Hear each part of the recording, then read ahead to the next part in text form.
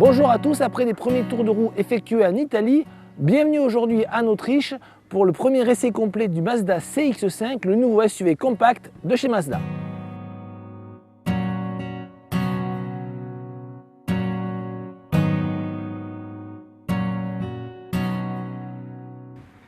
Le CX-5 est le premier véhicule de chez Mazda à inaugurer le Kodo Design, comprenez par là l'âme du mouvement. Il s'agit du nouveau style Mazda qui se veut relativement dynamique avec des traits au niveau de la carrosserie, au niveau des portières sur le profil. Vous avez également une calandre relativement massive et expressive. Personnellement, je ne suis pas fan, mais je vous laisse juger.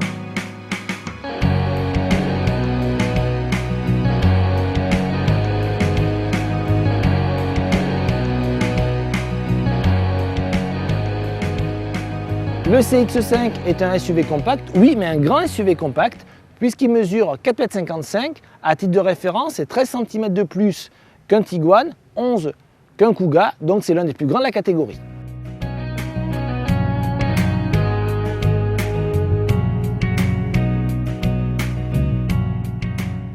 Nous voici donc à l'intérieur du CX-5 et on remarque tout de suite la planche de bord qui a énormément progressé en termes de qualité d'assemblage et de matériaux. Malheureusement, ce n'est pas le cas de la présentation, c'est toujours aussi archaïque, on va dire, au niveau du design, et malheureusement, c'est très triste.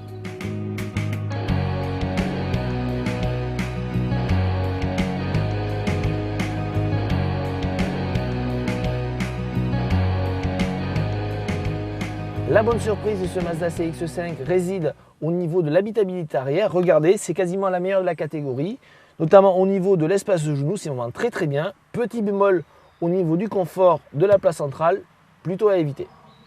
Le Mazda CX-5 offre un volume de chargement qui oscille entre 503 et 1620 litres. C'est la bonne moyenne de la catégorie. À noter quelques astuces regroupées dans le système Karakuri, comme par exemple la facilité de rabattre la banquette arrière,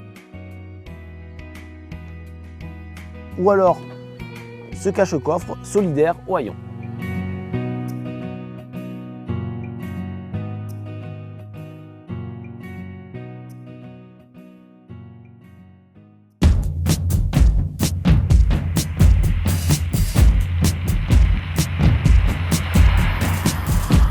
Le CX-5 est le premier véhicule de chez Mazda à bénéficier des technologies Skyactiv qui permettent de faire diminuer la consommation et les rejets de CO2 grâce notamment à un stop and start de série.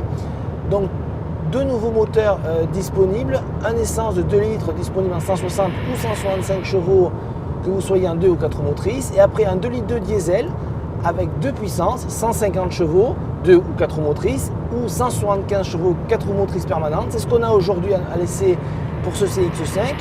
Des motorisations très agréables car elles sont très dynamiques avec du couple. Dans la reprise, aucun problème de ce côté-là. On reprochera un petit peu quand même qu'elles sont un petit peu sonores en usage, notamment lors des phases de démarrage et au ralenti. Pour le comportement, pas de souci non plus à noter sur ce CX-5. Un bon confort, malgré aujourd'hui des jantes de 19 pouces qui équipent notre modèle d'essai.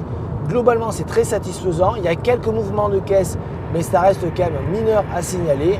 On regrettera également un petit peu un manque d'agilité, mais globalement, ce CX-5 est convaincant sur la route et s'affirme comme l'un des meilleurs dans la catégorie.